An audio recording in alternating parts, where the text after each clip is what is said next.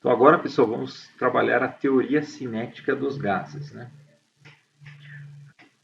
Bom, a teoria cinética dos gases, ela é muito interessante por quê? Porque ela relaciona as grandezas termodinâmicas com as propriedades mecânicas dos constituintes da matéria, que basicamente são os átomos e as moléculas, né? Então, vamos escrever isso aqui para ficar bem claro, né? A teoria cinética dos gases, ela relaciona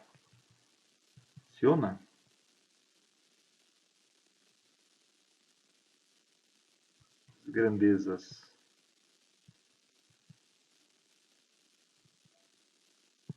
termodinâmicas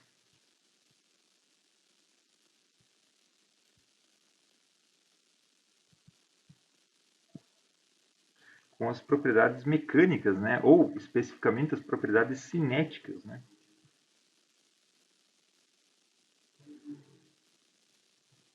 Dos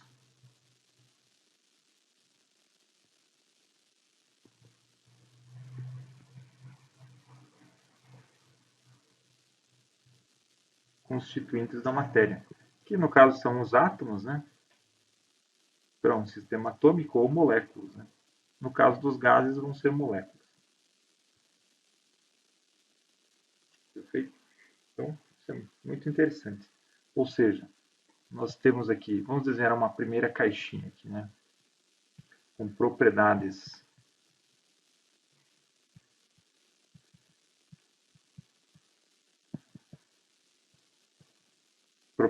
termodinâmicas, né? Nessa primeira caixinha, né? E aqui nós vamos ter as propriedades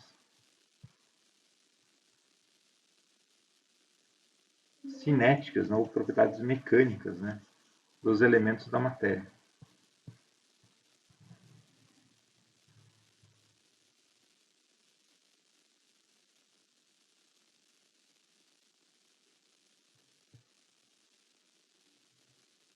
Então, nós vamos fazer essa conexão aqui, né? Então, isso aqui está na macroescala e isso aqui está na, por exemplo, numa escala bem menor, né? Por exemplo, na nanoescala. Imaginando que a molécula está, né, na dimensão nanométrica, né? Então, a gente faz aqui uma conexão entre as propriedades termodinâmicas, que são propriedades em macroescala, com propriedades submicroscópicas, né? Que são as propriedades mecânicas, né, ou cinéticas dos constituintes da matéria. Veja que interessante. E as duas coisas estão intimamente conectadas. Bom, para fazer essa conexão, uma coisa elementar aqui que nós vamos precisar conhecer é preciso saber a quantidade de átomos ou moléculas que a gente vai estar lidando. Só que é interessante usar sempre uma mesma quantidade, ou pelo menos definir, né? Comparar, por exemplo, se ele está trabalhando com uma dada amostra de um determinado elemento químico e a gente tem uma outra amostra de um outro elemento químico, se nós quisermos comparar as duas coisas, é interessante que a gente compare sempre a mesma quantidade de moléculas ou de elementos, né? Então, para quantificar isso, a gente usa basicamente o mol, né? Aqui a gente vai definir quantidade molar, né? Então a gente faz isso porque é preciso saber o número de átomos, né, ou moléculas, né?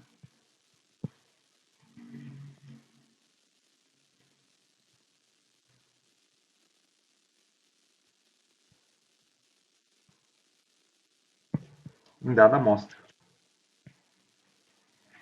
Então,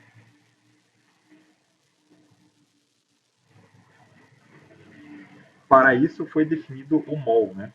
Ou seja, uma unidade molar de uma dada substância. E é definido da seguinte forma: um mol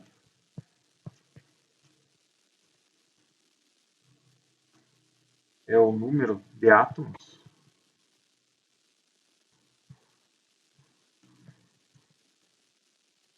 em 1 grama de carbono 12. Ou seja, o carbono ordinário, né? Em 1 grama de carbono existe 1 mol de átomos. Essa é a definição.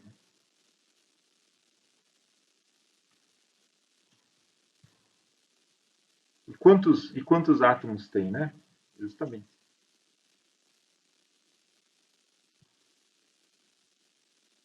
Eu acho que vai ficar apertado. Vou fazer na próxima página.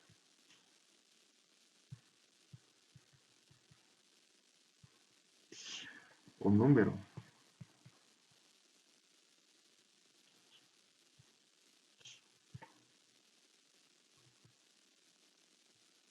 de átomos em moléculas ou moléculas.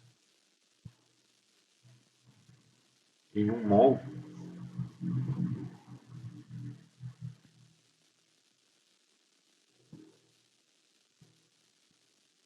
de uma substância qualquer,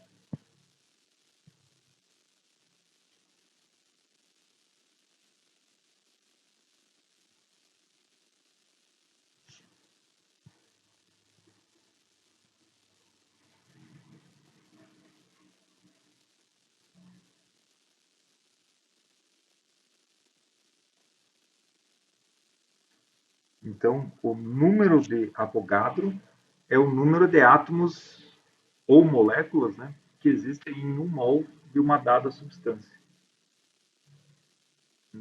O número de Avogadro, então, é 6,02 vezes 10 na 23, né, átomos, né, ou moléculas, né, por mol. Então, em 1 grama de carbono, existe 6,02 vezes 10 na 23 átomos. Né? Esse, então, é o número de Avogadro.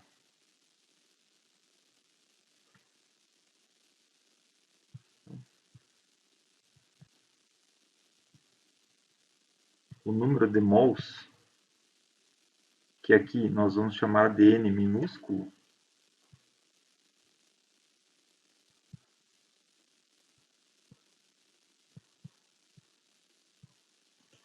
e uma substância, aqui substância vai dar um caráter químico, né? O número de mols de uma dada amostra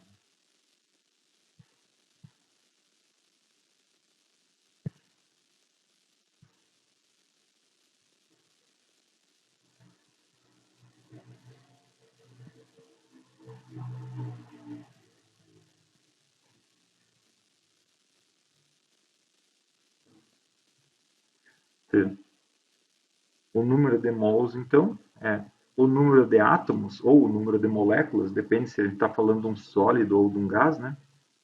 Dividido pelo número de Avogadro. Né? Ou o número de átomos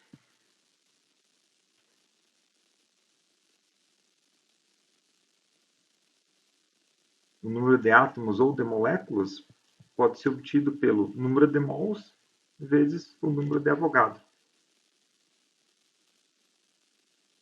Ou então, definindo aqui o número de Avogadro, né, e definindo o mol também, então a gente já está apto, né, a trabalhar aqui os gases ideais.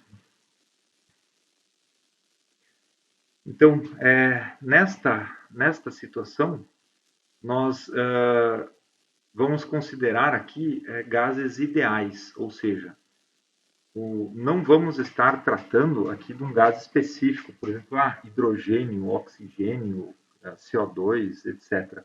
Por quê? Porque esses gases eles têm uma certa, eles diferem de propriedades, né, um dos outros. Vamos estar tratando aqui do caso, né, dos gases ideais, né? Basicamente, um gás ideal ele é constituído, né, por um grande número de moléculas, ou seja, pelo menos 1 mol, né, de moléculas, ou uma fração molar qualquer, mas enfim, é um número grande de moléculas, né, da ordem do número de Avogadro, e a orientação do movimento dessas moléculas ela é completamente aleatória, né? E essas moléculas elas realizam colisões completamente elásticas entre si e também com as paredes do recipiente. Ou seja, em um gás ideal não ocorrem reações químicas. Também há uma outra hipótese aqui do que nós consideramos verdadeira para o caso dos gases ideais que vamos considerar, é que as moléculas elas são muito afastadas umas das outras, né? E elas exercem forças umas nas outras apenas quando elas colidem. Novamente, não ocorrem reações químicas, né? Porque no caso de haver reação química, seria diferente, né? Então, na ausência de forças externas, não existe uma posição, né, privilegiada, uma direção privilegiada para o movimento das moléculas. Tá? Então, um gás, né, que tenha essas hipóteses aqui verdadeiras é um gás ideal. Deixa eu ver se tem algum espaço aqui. Tenho, né? Então, vamos fazer o seguinte. No caso do gás ideal, vamos desenhar aqui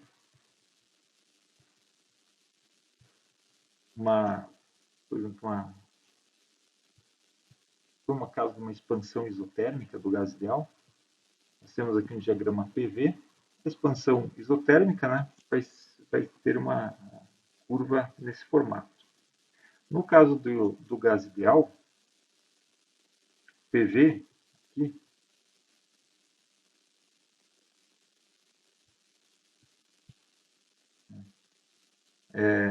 existe uma proporcionalidade aqui, né? PV ele é proporcional à temperatura. Só que para tirar essa proporcionalidade, vamos colocar aqui que a pressão vezes o volume é uma constante vezes a temperatura. Um DCC aqui, uma constante. Só que essa constante, ela mesma, ela é proporcional ao número de moléculas da amostra. Para tirar essa proporcionalidade, nós vamos botar aqui uma outra constante, vezes m. Dessa constante aqui é conhecida como constante de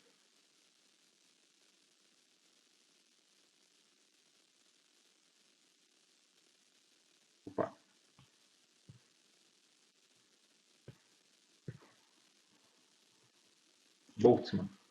A constante de Boltzmann. Ela vale 1,38 vezes 10 na menos 23 joules por Kelvin. Bom, colocando essas equações, juntando aqui as nossas equações, né, temos que PV é igual a essa constante vezes NT.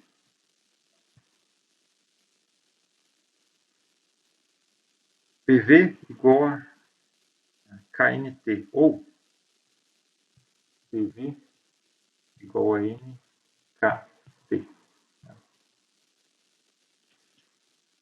Bom, usando aqui, né, acabamos de ver, né, N é N sobre Na, né, o número de mols é o número de moléculas dividido pelo número de Avogadro. Então, nós podemos aqui substituir o N, né? Vamos colocar o N aqui.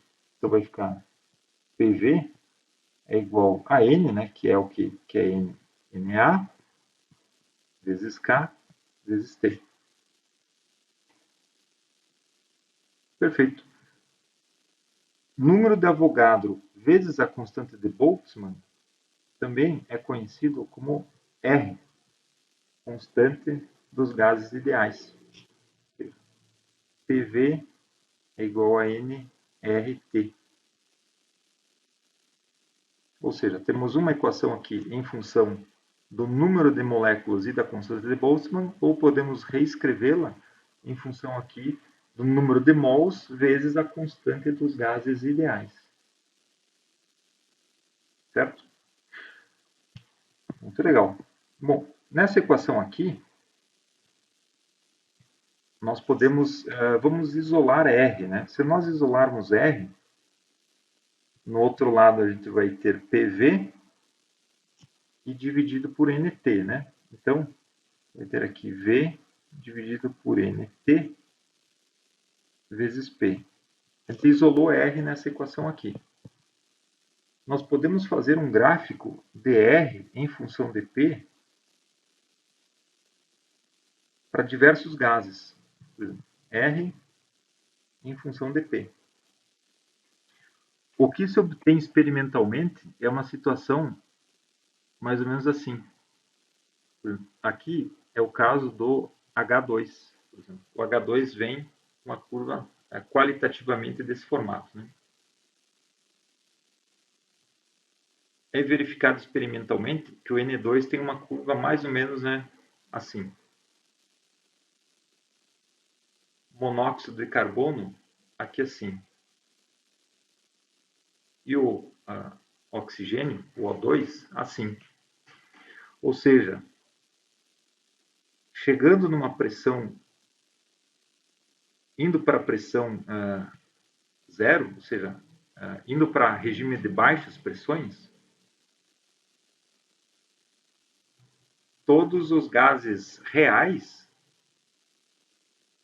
eles chegam no mesmo valor de R, ou seja, a constante dos gases ideais, que é 8,31 joules por mol Kelvin. Então, essa aqui é a constante dos gases ideais. E é esse valor aqui. Ou seja, em baixa pressão, todos os gases se comportam como um gás ideal.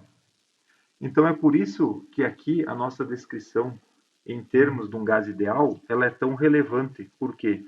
Porque todos os gases vão ter este comportamento no regime de baixas pressões. Ou seja, vamos colocar aqui em letras, né, bem claras. Em baixas pressões,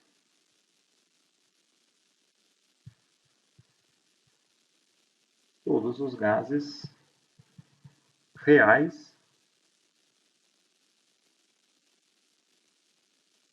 se comportam como um gás ideal. Perfeito? Então veja que interessante, né? Essa equação aqui, né, também conhecida como equação de Clapeyron, né?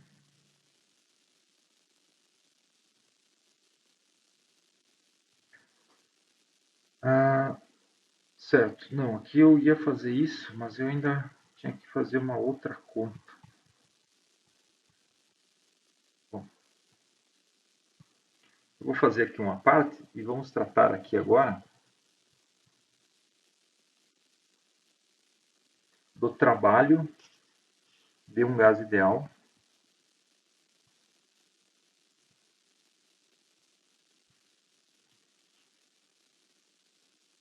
em temperatura constante, ou seja, um processo isotérmico. Né? Ou seja, em um processo isotérmico, nós temos aqui o nosso pistão, tem aqui as nossas esferinhas. Se ele está em temperatura constante, ele está em contato com o reservatório térmico, né?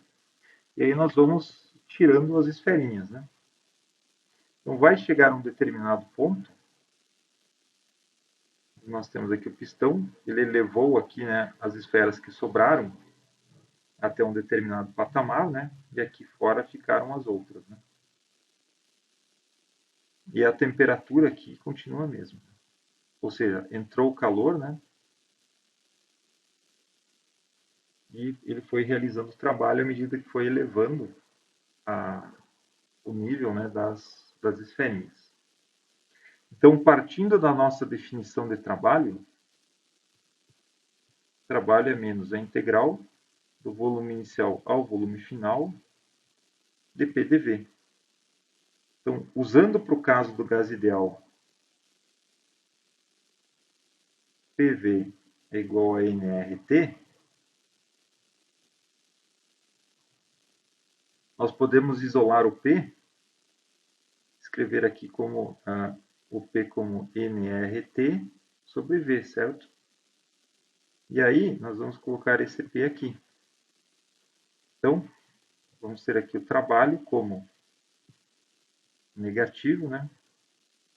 A integral dVi a VF de nRT dV sobre V. Veja que a conta é feita em temperatura constante, portanto, a gente vai poder tirar da integral, né? Essa quantidade aqui. Então, o trabalho aqui vai ser negativo, né, de nRT integral dVi a VF de dV sobre V, que então fica menos nRT ln dVF sobre VI. Então, esse aqui é o trabalho em uma expansão isotérmica de um gás ideal.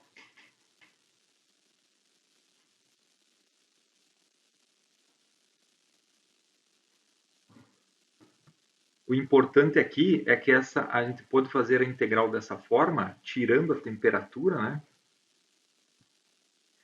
Eu vou até colocar aqui em outra cor, né? Aqui, ó, T constante, só por isso a gente pode tirar a temperatura. Tá? Senão, nós não poderíamos tirar a temperatura de dentro da integral. Por quê? Nós só podemos tirar da integral o que é constante. Né? Então, por isso, a gente pode fazer a integral aqui nesse caso.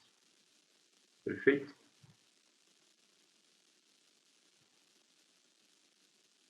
Bom, vamos seguindo então. Agora, essa figura bonitinha aqui exemplifica para nós a seguinte situação. Nós temos aqui um cubo, né? Um cubo, no qual nós temos um gás dentro desse cubo. Mas nós vamos prestar atenção no movimento de uma molécula ou de um átomo.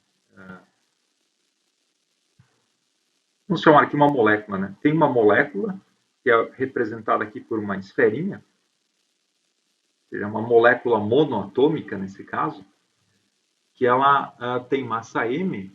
O nosso cubo aqui, onde que está contendo essa molécula, ele tem lado L, certo? E aí nós vamos prestar atenção neste lado aqui do cubo. Veja que quando a molécula vem com uma determinada velocidade v, ela vai bater aqui na face do cubo, né? E ela vai, se é um gás ideal, né? Ela vai ricochetear, vai ter uma colisão elástica e ela vai voltar.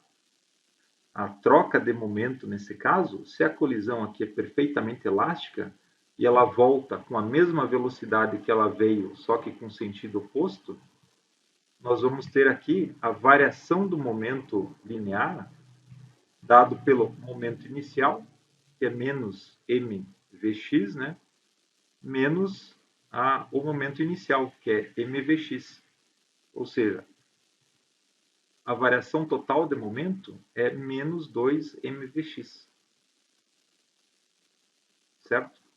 Então, essa é a variação do momento linear da molécula antes e depois, né, dela bater na parede, desde que ela tenha uma colisão perfeitamente elástica, que é o caso do gás ideal. Né? Bom, então a gente está considerando aqui apenas a coordenada x. Né? Bom, a questão é a seguinte. Ela demora um determinado tempo t, né, para realizar, ou seja, se ela sai, né, da parede até que ela volte, né, se a caixa tem um comprimento L, né, e ela tem uma determinada velocidade v, o tempo entre colisões sucessivas nesta parede aqui vai ser esse aqui, né? ΔT é igual a 2L sobre a velocidade. Ou seja, a velocidade, né, é a distância sobre o tempo, né? Então, até que ela vai e volte nessa parede, vai consumir um tempo 2L sobre ΔX. Perfeito? Bom, legal. Temos aqui ΔT e temos ΔT. Então, nós podemos, usando aqui a segunda lei de Newton, escrever dessa forma aqui. Você lembra, né? Segunda lei de Newton. O somatório das forças é igual à derivada temporal do momento linear. Escrevendo aqui o diferencial em termos de deltas, né? nós temos aqui ΔP por ΔT, que é a força, né? Então, substituindo ΔP pelo valor aqui que ele tem aqui, né?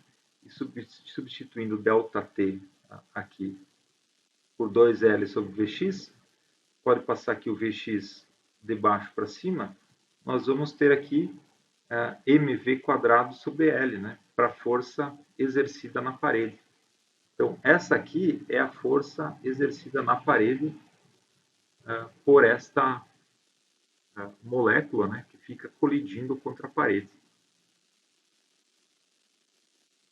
Bom, pressão, né? Aqui a força, né? Pressão vezes a área. Então, a pressão, agora escrita aqui, é a força dividido pela área. Ou seja, a área L é ao quadrado, né? Então, no caso aqui da pressão para, considerando aqui o caso de N moléculas, né? Para N moléculas, né?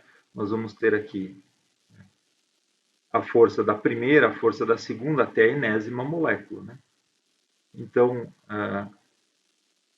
M e L quadrado é o mesmo, né? Ao lado da caixa não muda, e se as moléculas são todas iguais, a massa aqui a gente consegue colocar em evidência. Então, a gente consegue aqui colocar em evidência a massa e o L ao cubo, né? Que ficou aqui do L daqui mais do L quadrado daqui. E ficamos aqui com os termos aqui de velocidade, né? Para as N moléculas, né? Bom, aqui nós temos aqui os termos de velocidade, né? Então, agora, nós podemos, se aqui nós temos todas as velocidades, né, iguais aqui em x, nós podemos escrever isso como sendo agora n vezes na da velocidade em x, né, quadrática média. Tá? Ou seja, escreveu aqui, trocou aqui, né, todas as velocidades das partículas por n vezes na, ou seja, n, né, o número de moléculas, vezes a velocidade quadrática média, né, que foi o que ele escreveu aqui. Certo? Bom, feito isso, nós podemos aqui também substituir, né, escrever aqui, nessa equação aqui, descreve m vezes na como sendo a massa molar. Então, fica n vezes n, né, a velocidade quadrática ao longo de x média dividido por v. Sendo que v, né, o L ao cubo, é o próprio volume da caixa, né? Então, a gente chega nesta expressão aqui para a pressão. Só que tem um problema. Aqui nessa expressão é a velocidade em x, né? Por isso que eu coloquei essa outra transparência aqui. Colocou dessa forma aqui, ou seja, a velocidade ao quadrado da molécula é a componente em x ao quadrado mais y mais e ao quadrado.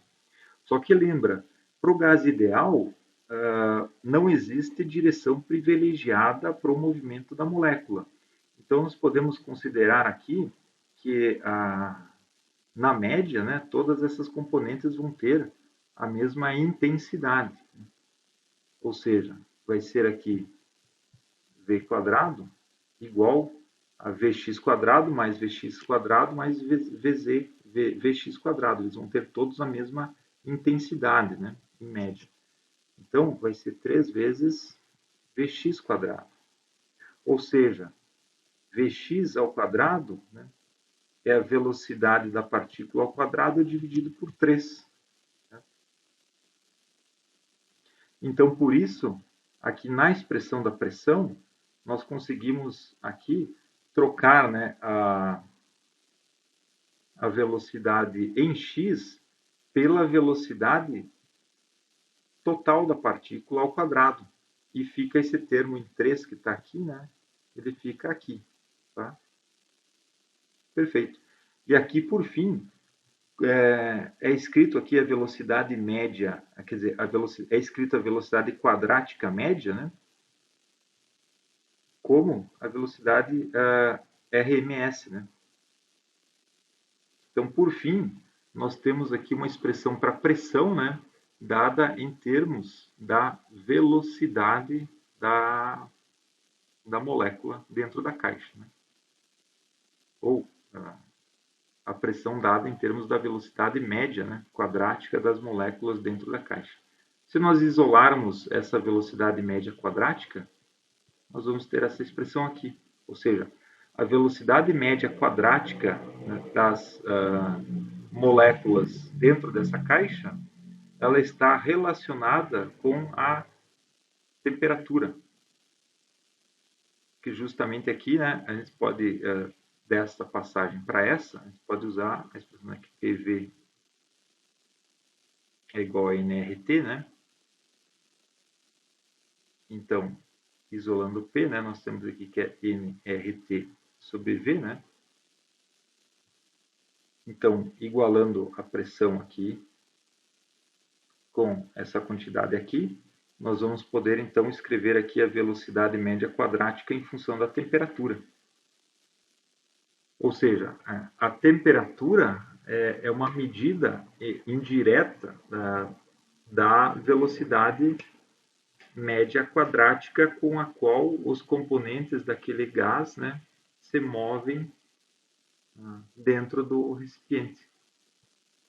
Veja que interessante, né? Então a gente conseguiu conectar a propriedade mecânica cinética, né, a propriedade cinética das moléculas com uma grandeza termodinâmica, né? No caso aqui a pressão, ou usando a equação aqui de Clapeyron, né, conseguimos escrever em função da temperatura. Veja que interessante. Bom, vamos seguindo então. Aqui eu copiei do livro a tabela com algumas velocidades médias quadráticas, né, para alguns gases, né, e veja que são velocidades extremamente elevadas, né. Por exemplo, aqui para o hidrogênio, 1.220 metros por segundo. Você veja que é uma velocidade muito elevada, né. Só é claro, né, essas velocidades, né, elas andam em curto, os gases sofrem diversas colisões, né, ao longo da trajetória, né, de modo que esse movimento não é balístico, né, livre, né. Senão essa molécula daria a volta no globo, né, rapidamente. Mas a questão é que elas vão sofrendo colisões sucessivas, né, então, na verdade, a molécula acaba não andando tão rapidamente, né. Entre uma posição e outra da sala, por exemplo, né? Porque ela vai colidindo, né, com diversas outras moléculas e vai alterando a sua trajetória. Mas a velocidade, a intensidade da velocidade média quadrática dela é realmente muito elevada. Bom, vamos seguindo. Agora, vamos analisar aqui a energia cinética de translação de uma molécula, né, em um certo intervalo de tempo. Ou seja, nós podemos escrever aqui a energia cinética média dada pela média, né, de 1 meio de mv², que é a expressão para energia cinética. Como a massa é constante, né, nós podemos tirar aqui, a massa é sempre a mesma, né, então podemos escrever aqui 1 meio de mv² médio, que é o VRMS. Né? Então temos aqui 1 meio de mv² RMS. Bom, usando a relação que nós acabamos de encontrar, né? Voltando aqui, né? Pegando aqui essa expressão aqui e substituindo aqui, né? No VRMS, nós temos essa relação aqui para a energia cinética média. Né? Usando também aqui o fato, né, que NK, NR, né? Se NK é igual a NR e N é N sobre NA, né? Então, a gente vai ter aqui, né, por exemplo, se NKNR, então, NK, se substituir o N ali, fica N sobre NA vezes R, né? Corta os N, né? Justamente K é igual a R sobre NA, né? Então, a gente substitui aqui o R sobre NA e nós podemos escrever, então, a energia cinética média, né, como 3 meios de kT. Ou seja, K é a constante de Boltzmann e T é a temperatura. Ou seja, então, de certa forma, o termômetro ele é um velocímetro, né, das moléculas do gás, que é pertinente à afirmação. No caso do gás ideal, né, é um gás que não tem interação química entre as moléculas, né, ou seja, elas têm apenas energia cinética. Se o gás, então, ele tem apenas energia cinética, né, toda a energia mecânica dele é energia cinética, né? Então, nós podemos escrever aqui a energia interna do gás ideal, né, como 3 meios de nRT. Aqui substituindo apenas, né, voltando, né, para a constante dos gases ideais, né? Então, para o gás monoatômico ideal, nós podemos aqui, então, escrever a energia interna dessa forma. Veja que interessante, né? Bom, nós falamos até agora da energia cinética média, né, da velocidade média e, enfim, das componentes aqui médias associadas com a velocidade das moléculas. Porém, nem todas as moléculas do gás apresentam a mesma velocidade. Algumas estão mais rápidas, outras mais devagar, e elas vão colidindo entre elas e vão trocando velocidades, né? Bom, a distribuição de velocidades moleculares, ela segue a distribuição de Maxwell, que é dada por essa expressão aqui. Ou seja, basicamente aqui nós temos a probabilidade que uma dada molécula tenha uma determinada velocidade v. E isso é dado, então, através dessa expressão, né? Onde nós temos aqui m a massa molar e t a temperatura. Então, você veja que essa distribuição de probabilidades tem uma distribuição dessa forma aqui, né? Nós temos, por exemplo, aqui uma velocidade Vrms, que está aqui, né? Enquanto a velocidade média está aqui. Então, temos uma determinada velocidade média. Porém, a média está aqui, só que algumas moléculas, você vê que tem umas velocidades aqui muito mais reduzidas. Ao passo que aqui, nesse extremo aqui, por exemplo, tem velocidades muito mais elevadas, embora, né, a velocidade média esteja aqui. Você vê que interessante. E é por isso que, por exemplo, um líquido evapora a qualquer temperatura.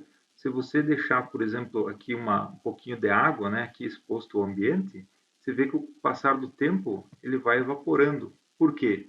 Por que ele está evaporando se ainda não está a 100 graus? Né? A água ferve só a 100 graus, mas é que você não precisa fazer com que a velocidade de todas elas chegue num valor alto, né, para ela começar a evaporar. Essas moléculas que estão com velocidade alta aqui, elas vão se desprendendo da superfície. Ou seja, as moléculas que têm velocidade alta, aqui nesse extremo, são as moléculas que evaporam do líquido a qualquer temperatura. Então, mesmo o líquido estando abaixo do ponto de ebulição, algumas moléculas dentro dele apresentam velocidades aqui suficientes para se desprender, né?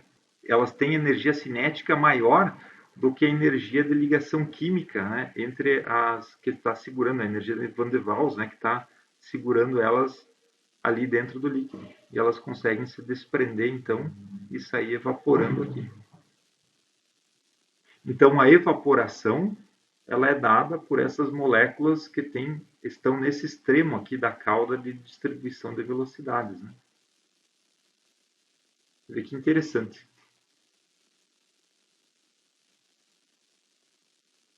Bom, vamos seguindo então. Então, a gente acabou de escrever aqui a energia interna de um gás ideal monoatômico, né? Bom, nesta expressão aqui, né, nós podemos identificar aqui o calor específico a volume constante, como sendo 3 meios dr. Ou seja, né, 3 meios dr aqui é o calor específico a volume constante. Só que também existe o calor específico a pressão constante. Isso porque o quanto de calor vai ser usado para elevar a temperatura de um material ou de um fluido vai depender das condições que esse fluido se encontra, né?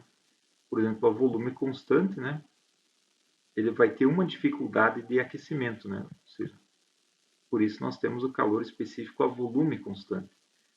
A pressão constante, o calor específico vai ser diferente, que isso é uma outra condição, né?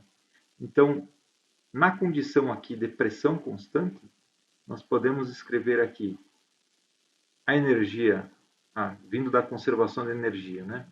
O calor aqui menos o trabalho, né? Então, se nós pegarmos aqui o calor a pressão constante, que é N vezes, né, o calor específico a pressão constante vezes a variação da temperatura, e substituir aqui, e também vamos pegar aqui o trabalho, né? Como o sinal de negativo já está aqui na fórmula, aqui a gente usa o trabalho como P delta V, né, que escreve como NR delta T, e nós substituirmos aqui, e também aqui a variação de energia total como sendo N vezes o calor específico a volume constante vezes a variação da temperatura, e nós substituirmos aqui, nós vamos poder então cortar nessa expressão, todas elas têm N, né? E todas têm ΔT. Então, nós vamos ter aqui que o calor específico à pressão constante, ele é igual ao calor específico a volume constante, mais R. Ou seja, o calor específico à pressão constante, ele é maior do que o calor específico a volume constante. O que quer dizer isso, né? Quer dizer que a volume constante é mais fácil aquecer uma mesma substância, o mesmo material, ou o mesmo fluido, né? Uma mesma amostra de fluido.